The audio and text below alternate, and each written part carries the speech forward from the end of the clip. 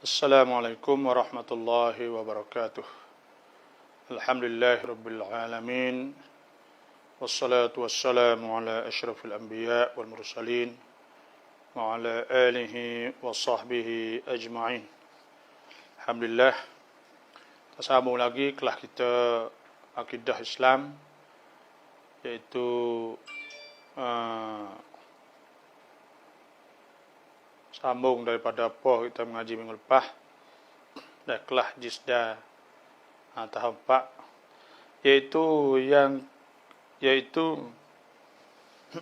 tengok muka 439, wajib beriman dengan mukjizat.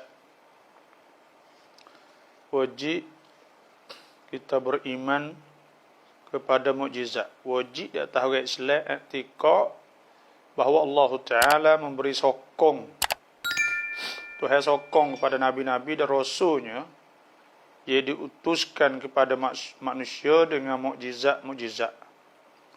Dia hikmah di antara hikmah Tuhan lakukan atau Tuhan berlaku mukjizat pada para rasul-rasul itu ialah supaya nak beri akuan. Kata meme Rasul itu adalah benar. Sebab tu kelimah masyhur dalam kitab-kitab akidah, mukjizat ni menepati sadaqa abdi fi kulli ma yuballighu anni. Bila berlaku mukjizat, contohnya kita kata mukjizat pada Nabi, maka seolah-olah Tuhan ayat kata, ya betul sungguh Nabi ni, benar. Dan orang tanya kata menjadi rasul, mana bukti dalil kata jadi rasul? Cuba buat benda ni. Maka dia pun buat dengan izin Allah, berlaku, maka itu bagi mukjizat. Seolah-olah Tuhan kata sadaqa abdi, iaitu benar sungguh hamba aku fi kulli ma, pada barang yang tiap-tiap perkara yang yuballighu anni, ia sampai kepada aku. Sebab tu mukjizat ni ada sebelum ada tunya, tengok mukjizat dulu. Tengok muka 434. Sebelum ada tu sikit tu lupa nak tengok sana, iaitu mukjizat ni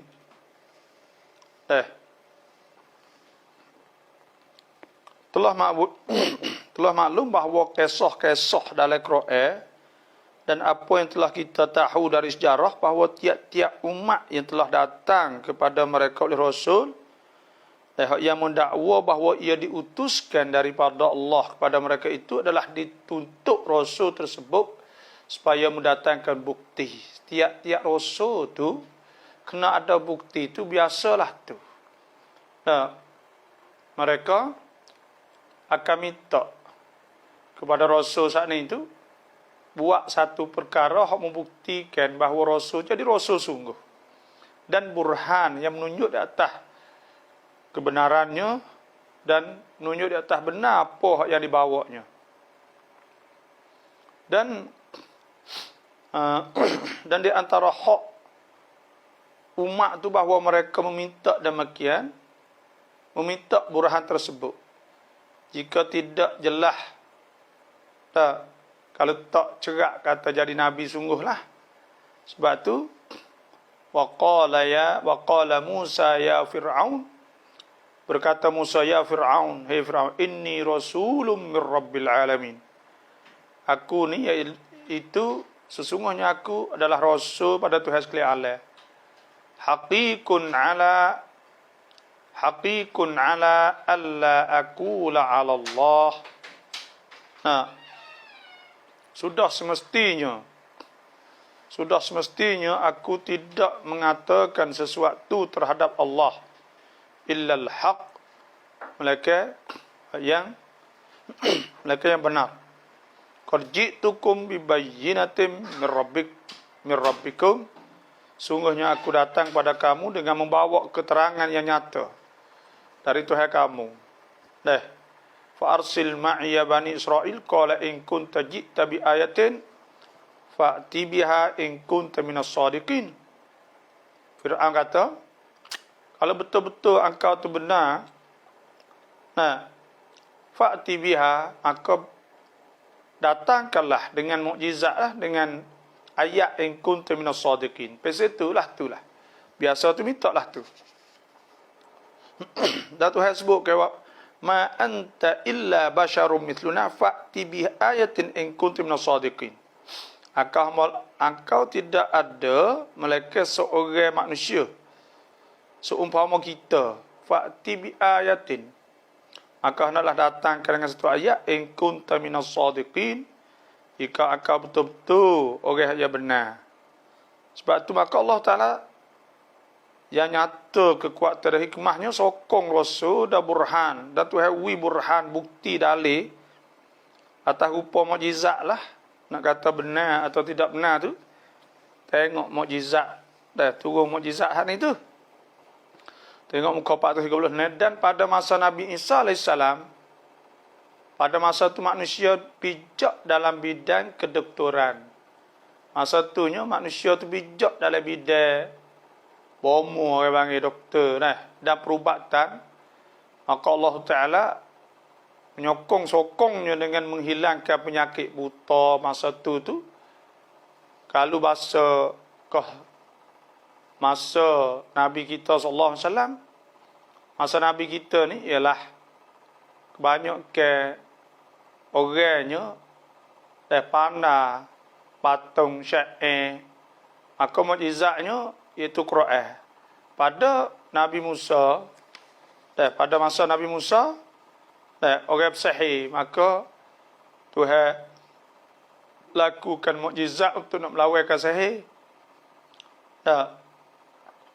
Dan adalah kaum Nabi kita yang diutusnya kepada mereka pada permulaannya bijak dalam bidang balaghah dan fasih. Maka Tuhan pun memberi fasih jadi mukjizat kepada Nabi kita sallallahu alaihi wasallam lah.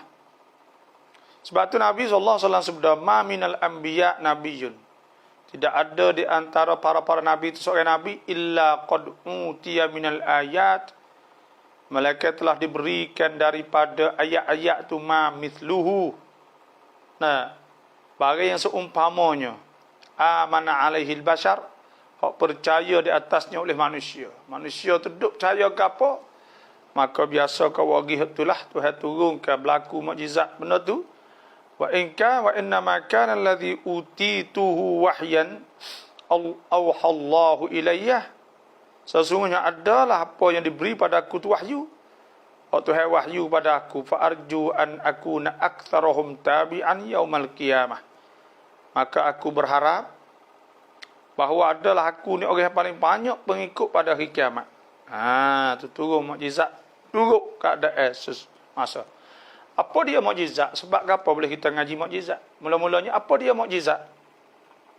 Mukjizat ni ialah amrun khariqun lil 'adah, perkara mencarikan adat. Ajrallahu ta'ala ala yadi ahadi anbiya'ih, Tuhan berlaku di atas salah satu seorang nabi lah, menjadi tahaddian, nak mencabarkan ala alladhina yu'aridunahu, atau di atas orang hak lawan nabi lah. Orang hak lawan nabi tu kok, maka Tuhan berlaku mukjizat. Sebab tu mukjizat ni supaya saya dah sebut tu menepati sadaqa abdi fi kulli ma yuballighu anni. Dan ikut tarikh ini ternyata bahawa mukjizat, tengok muka 430 ni, mukjizat tidak berhubung dengan perkara mustahilkah. Mukjizat ni benda yang mustahil ada. Benda yang mustahilkah, hak tu ya tak berlaku mula lagi, benda tak akan berlaku tu benda mustahil akah. Seperti berhimpun dua perkara yang berlawanan, itu bagi benda mustahil. Atau seperti diletak jirim besar dalam jirim kecil. Letak mie uta masuk dalam lubang jarum contohnya. Maka itu orang panggil mustahil. Serta yang besar tetap besar dan yang kecil tetap kecil dan lain-lain. Sebab tu mukjizat itu ialah perkara-perkara yang mungkin pada akal. Dan benar yang boleh berlaku pada akal bukan mustahil pada akal. Dalam bab kita ngaji akidah ni kita kena tahu hukum akal orang panggil. Hukum ni ada banyak, ada hukum syariat, wajib, sunat, haram, makruh, haruh, tu hukum syariat. Dan ada hukum adat, wajib pada adat, mustahil pada adat, haruh pada adat. Yang tiganya hukum akal, wajib pada akal. Nah, apa mustahil pada akal dan haruh pada akal. Semua kita ngaji apa hukum akal, ngaji hukum akal ni supaya kita taklah kejut apabila kita tengok benda-benda kita reti. Kalaulah kita kata pisang, buah tu baik kelapa tu baiknya, tak ada masalah ke apa kat Islam. Karena apa? Karena itu benda mungkin. Kita ngaji situ, bila kita ngaji itu maknanya benda tu mudah saja. Tak ada kata buat we kita saat ni tu berasa tak ada buat we kita saat ni tu berasa pelik dan apa kerana Tuhan boleh buat berlaku. Sebab tu di antara hikmah mukjizat ni pertama hobsanya supaya membenarkan pendakwa menjadi nabi. Itu hobsanya iaitu Tuhan nak tunjuk kata memang nabi itu benar sungguh. Supaya dengan belah boleh letak di atas bukit, dua bukit Jabal Gubis contohnya. Dan tubik air. Dan nanti kita sebut dah mukjizat tu banyak. Mukjizat nabi itu nabi ni lah. Tapi hak besar sekalinya iaitu supaya nak membenarkan pendakwa. Pendakwa saat itu jadi nabi. Iaitu bahawa Allah Ta'ala SWT ketika Tuhan jadikan mukjizat atas tangan-tangan, mana berlaku di atas para rasul, sesungguhnya ia meluluskannya. Maknanya dengan iktibar bahawa semua saksi-saksi dan tanda-tanda yang maddi, mata benda dan saksi tanda perkara maknawi, yang mencarikan apa yang telah menjadi adat biasa berlaku dalam alam. Semua itu tunduk orang mencari kebenaran. Di hadapan bukti yang jelas yang menunjuk atas benar Rasul pada dakwah risalahnya. Tu nak tunjuk kata Nabi itu benar sungguhlah. Kedua, memuliakan Rasul. Yang keduanya iaitu nak memuliakan Rasul. Selain daripada mukjizat itu menjadi tanda bukti atas benar dakwah Rasul, maka terkadang mukjizat juga menjadi kemuliaan kepada Rasul. Sebagaimana mukjizat Isra' Mi'raj. Ada juga. Hak nak memuliakan Rasul ada juga. Subhanalladzi asra bi'abdihi laylam minal masjidil haram ilal masjidil aqsa alladzi barakna hawlahu linuriyahu min ayatina innahu wasamil basir. Hak tu Tuhan nak memuliakan. Maka sungguhnya berlaku selepas daripada sangat teruk dan menyakiti orang kafir terhadap Nabi, maka Tuhan berlakulah. Serta mati bapak saudara baginda iaitu Abu Talib. Yang mana lepas tu pula Siti Khadijah, isterinya pun wafat. Yang mana beliau semasa ia hidup, bapak saudara seorang yang pertahankan Nabi dari ugutan kafir Quraisy. Maka Tuhan bawa Nabi pergi tengok alam Jabarut, alam malakut. Tengok alam-alam Tuhan saat ni tu, nak Nabi tambah percaya tambah kemuliaan kepada Nabi SAW. Dan hikmat yang tiganya iaitu supaya sedar orang yang lalai. Orang yang lalai saat ni tu sedar. Jadi, sungguh sebab tu dia kata adalah mukjizat seperti satu sedutan atau kejutan yang kuat yang menjaga orang-orang yang tidur dari cendera. Dah jadi tidurnya, jendera tidur. Duduk negara tidur serta ia menerima dan ingat apa di sekelilingnya. Orang tak khabar. Dan di antara hikmah yang tiga ini ialah apa yang disebut oleh Abu Nu'aim dalam kitab Dalailun Nubuwah dari kisah Al-Arashi dia luka. Nah, dia kata ketika ditanya Abu Jahal mengenai haknya di sisi Abu Jahal, maka pembesar-pembesar Quraisy menunjuknya kepada Muhammad. Dah ada ketika tu dah kisah orang buat wisok orang saat itu Abu Jahal buat orang pecah kepala, maka kena bayar dia luka saat ni. Maka orang ni mari minta kita tanya orang Quraisy lah, dia tak ada bayar lagi. Memang tertuguk Muhammad lah, dioyak kepada Muhammad, oyak Nabi, supaya baginda menolong hak tersebut.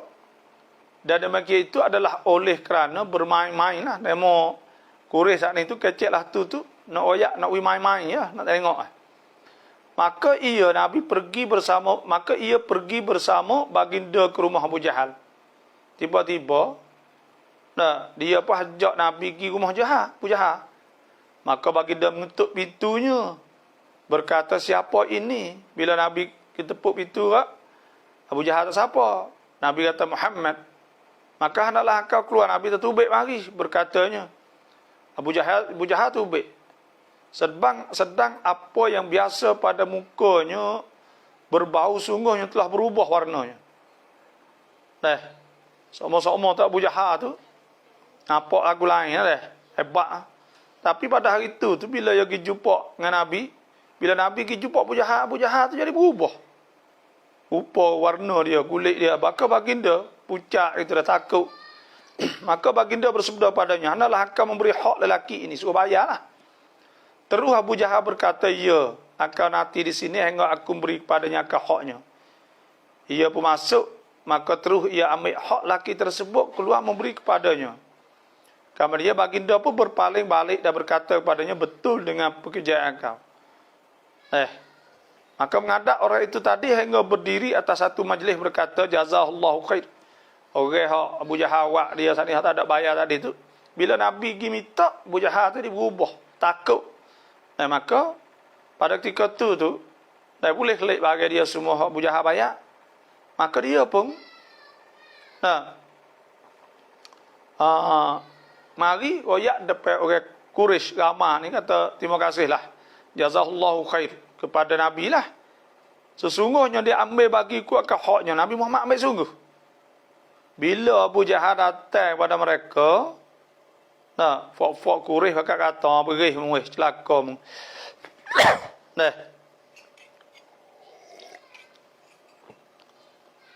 Celaka meng apakah jadi? Jadilah ana. Dan Abu Jahal kata, wallahi aku ni kami tak pernah nampak engkau buat. Ada orang Quraisy kata, kita tak nampak lagi, nampak bekang sangat. Maka Abu Jahal kata, amo celaka kamu. Wallahi tidak ada ia melainkan seorang mentuk pintu dan akau dengar suaranya, maka akau telah takut padanya. Kita bila dengar ketuk pintu, rasa takut dah. Aku keluar kepadanya dan sungguhnya atas kepalanya, lek belakang dia ni ada satu unta jantan yang aku tidak pernah nampak. Nampak unta jantan di belakang geng. Tak pernah sampai kepada tidak pernah nampak taring unta pun. Wallahi kalau aku anggan nasi yang memakan aku saat ni. Kalau aku tak wui kat kena lah aku gitunya. Ini bagi satu mukjizat lah. Tuhan nak memuliakan Nabi SAW. Sebab tu wajib beriman dengan mukjizat. Contohnya lah kita tengok muka 439. Mukjizat yang berlaku pada rasul-rasul, di antaranya tufan Nabi Nuh AS. Tufan ni besar ni. Allah Ta'ala telah bangkit Nabi Nuh kepada kaumnya supaya menyeru mereka kepada sembah Allah, kepada menyembah Allah sahaja. Suruh tinggal daripada berhala dan sebagainya lah. Walaqad arsalna Nuhan ila qaumihi falabitha fihim alfasanatin illa khamsina ama. Kami utuskan Nuh pada kaumnya, maka dia duduk bersama kaum duduk dakwahan itu 1000 tahun, mereka 50 tahun saja. Maknanya 950 tahun. Tidak beriman kepadanya mereka beberapa orang sahaja dalam tempoh tersebut. Kaumnya duduk main-main macam-macam lah. Supaya Tuhan sebut oleh Quran lah. Wa qala Nuhur rabbi la tadhar alal ardi minal kafirina dayyara. Nabi Nuh kata, ya Allah, jangan tinggal atas muka bumi pada orang kafir dayyara. Orang hidup di rumah, hidup. Innaka in tadharhum yudillu ibadaka wa la yalidu illa fajiran kafara. Sesungguhnya,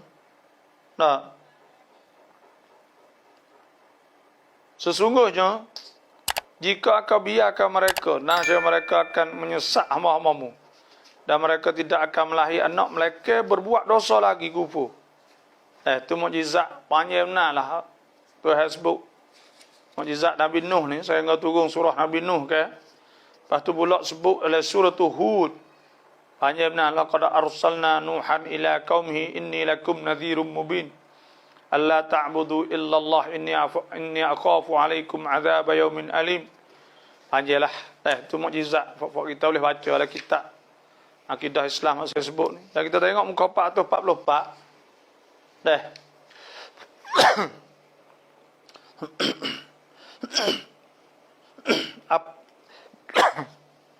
Api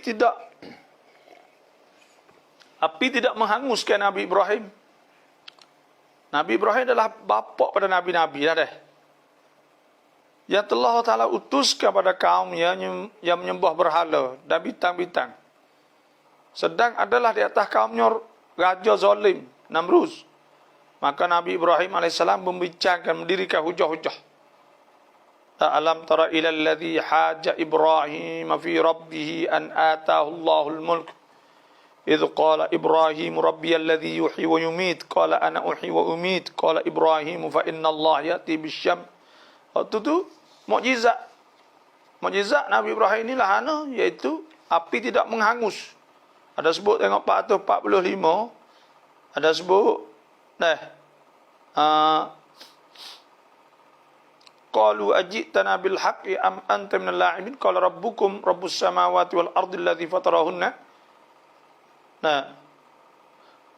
Lepas tu akhir sekalinya qalu fa'tu bihi ala a'yunin nasi la'allahum yashhadun. Mereka tu berkata, maka datangkah dengannya di depan orang ramai, la'allahum yashhadun. Qalu wa anta fa'alta hadha bi alihatina ya Ibrahim. Mereka berkata, adakah engkau buat ini dengan Tuhan-Tuhan kami Ibrahim? Qala bal fa'alahu kabiruhum hadha fas'aluhum in kanu yantikun. Dia kata, hak besar tu buatnya ini, maka tanyalah kalau dia boleh kecek. Lepas tu, akhir sekali, qalu harriquh. Mereka itu atau bakarkanlah dia. Wangsuru alihatakum. Dan tolonglah Tuhan kamu in kuntum fa'ilin. Jika betul-betul kamu nak buat, kulna ya narukuni barda. Kata kami, ya narukuni barda. Hei api kuni barda, jadilah sejuk. Salaman ala Ibrahim, dan selamat di atas Nabi Ibrahim. Wa aradu bihi kaidan faja'nahumul aksarin. Dan itu tak hanguslah. Maknanya mukjizat Nabi Ibrahim AS. Tak hangus. Dan yang ketiga, kita tengok muka 447. Unta Nabi Soleh. Iaitu tubik unta daripada batu. Supaya itu juga. Tubik unta fa'aqarun naqata qala alladhina istakbaru inna billadhi antum bihi kafirun. Ada Tuhan sebut. Iaitu qad ja'atkum bayyinatun min rabbikum hadhihi naqatullahi lakum ayatan fadharuha ta'kul fi ardillah wa la tamassuha bisu fayakhudhukum adzabun alim. Tubik unta pada batu saat ni tu. Tu hewayaklah, jangan duk tepuh, jangan duk gapo, jangan duk semelih. Fok dia semelih juga. Tu turun mukjizat Nabi Ibrahim AS. Dan mukjizat Nabi Musa, tengok 449. Mukjizat Nabi Musa, mukjizat tangan. Di antaranya adalah Nabi Musa AS memasukkan tangannya dalam poketnya, dalam kocek kamar dia, ia mengeluarkan, maka tiba-tiba seekor ular yang putih bagi mereka melihatnya. Tubik ular. Wa adkhil yadaka fi jaybik takhruj bayda min ghairi su' fi tis'i ayatin ila fir'auna wa qaumihi innahum kanu qauman fasikin. Dan masukkanlah tanganmu melalui belahan dada bajumu, nasya keluarlah ia putih bersinar-sinar dengan tidak ada cacat. Ini adalah di antara 9 mukjizat yang membuktikan kebenaranmu untuk dibawa pada Fir'aun dan kaumnya. Sesungguhnya mereka adalah kaum yang fasik. Itu mukjizat. Saya dengan ular tu makan pula ular-ular ke sihir semua. Dan mukjizat tungkat Nabi Musa ni ada mukjizat tungkat. Iaitu tukar tu tukar jadi ular. Ada juga. Kalau tak ada cahaya tu baik dah. Dan tungkat jadi ular. Qalu ya Musa imma an tulqiya wa imma an nakuna awwala man alqa. Qala bal alqu fa idza hibaluhum wa yusiyum yukhayyalu ilayhi min sihrihim annaha tas'a. Fa awjasa fi nafsihi khifatan Musa qulna la taqaf innaka antal a'la wa alqi ma fi yaminika talqaf ma sana'u. Bila Nabi Isa tahu tukar dia tu jadi ular, maka habis ular-ular puak sihir sana. Dan di antara mukjizat Nabi Musa tu membelah laut. Ni kisah belah laut sana. Dan mukjizat dia terpancar air dari batu. Ada juga. Itulah di antaranya lah. Habis kata tengok muka 452. Mukjizat Nabi Isa alaihissalam. Pertama adalah Nabi Isa alaihissalam mukjizat Nabi Isa ni iaitu buat dari tanah seekor burung. Dia tiup padanya maka jadilah burung terbang. Itu mukjizat Nabi Isa. Dan mukjizat Nabi Isa menghilangkan penyakit buta dan bala dengan izin Allah. Bala tangan bala ni wajah hingga ke dah. Maka mukjizat Nabi Musa hilang bala ni. Dia kepaknya memberitahu dengan perkara gaib. Nabi Isa ni boleh royak bagi hari modok sipai le rumah le apa semua boleh royak. Kelimanya mukjizat Nabi Musa, Nabi Isa itu ketika orang Yahudi nak bunuhnya maka Allah menyelamatkan. Supaya akak naik langit. Itu di antaranya.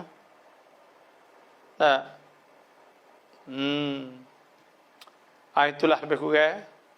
Lepas tu pula ke 6 mukjizat Nabi kita. Mukjizat Nabi kita ni, kita tengok muka 455 tu. Pertamanya Quran. Quran ni mukjizat Nabi kita lah. Lepas tu pula belah bulan ni ada hadis.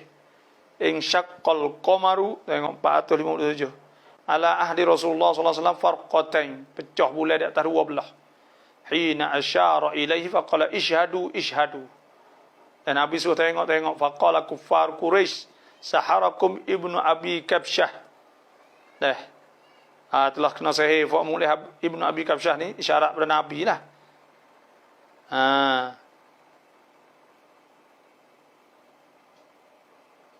Faqala rajulun lahum in kana sahara al-qamar. Jika maka berkata seorang kepada mereka kalau sihir bulan fa innahu la yablughu min sihrihi an yashara al-ardh kullaha. Maka sungguhnya tidak sampai daripada sihirnya bahawa dia boleh sihir bumi.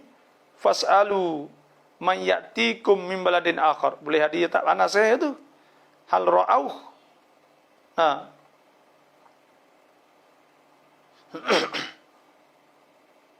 Suruh tanya orang mari nari lain apa ke tak boleh tak ni. Faktu fasa'alu fa akhbaruhum annahum ra'au mithla dhalik. Pakak katalah tu belaka. Faqalu hadha sihrun mustamir. Mereka itu tersihir ada bukti-bukti dah. Yang ketiganya iaitu di antara mukjizat Nabi terbit air dari celah-celah jari ni pada dia sahih. Ada hadis dah Rawahul Bukhari atau Syannas Yaumal Hudaybiyah. Dahaga orang ramai pada hari Hudaybiyah wan Nabi sallallahu alaihi wasallam baina raqwah Nabi saat itu,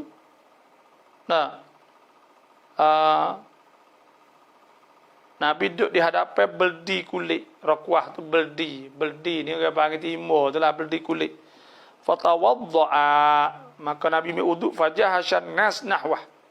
Orang bakal rebut nak pergi depan Nabi, faqala mabalukum, apa? Qalu laisa indana ma'. Mereka berkata tak ada air kita natawadda, nak wuduk, wala nashrab, tak boleh nak minum illa min baini yadai. Mereka tak ada depan Nabi ni lah. Fawadda'a yadahu fir rakwah, Nabi petok tangan Nabi dalam bekas ni enggak. Ala timba berdi faja'ala al-ma' yathur baina asabih. Asabih tu air tubik celah-celah jari ni, celah-celah jari Nabi. Ka'amthalil uyun, supaya air mata. Fasharibna, kami minum, wa tawadda'na, kami wudu. Qultu kam kuntum. Jabir kata, aku tanya, berapa mereka itu? Qala law kunna mi'ata alf lakafa, kalau 1,000 bercukup. Kunna khamsa asyarata mi'ah, kita ada 1500. 1500 ni, iaitu 1,500. 15 kali arak kecil lah tu. Tu dia antaranya lah. Dan membanyakkan makan ni, sepatutnya hadis banyak lah. Hadis banyak, tetap banyak makan ni. Yang kelima, rindu batal kerumuh pada Rasulullah. Bacalah tu dah. Tengoklah. Dalam kitab tu ada semua dah. Maka kita baca semua. Lepas yang 7, Isra' Mi'raj.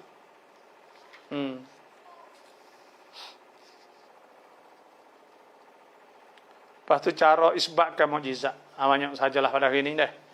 Terima kasih semua dah yang masuk dah. Assalamualaikum. Bunyi lagi ni. Nanti minggu depannya itu muka 468. InsyaAllah. Kena senyap ni. Ya. Dah. Banyak sajalah hari ni. Ada dah tu. Pak klik baca hati ada saat ni tu. Terima kasih semua. Assalamualaikum warahmatullahi wabarakatuh.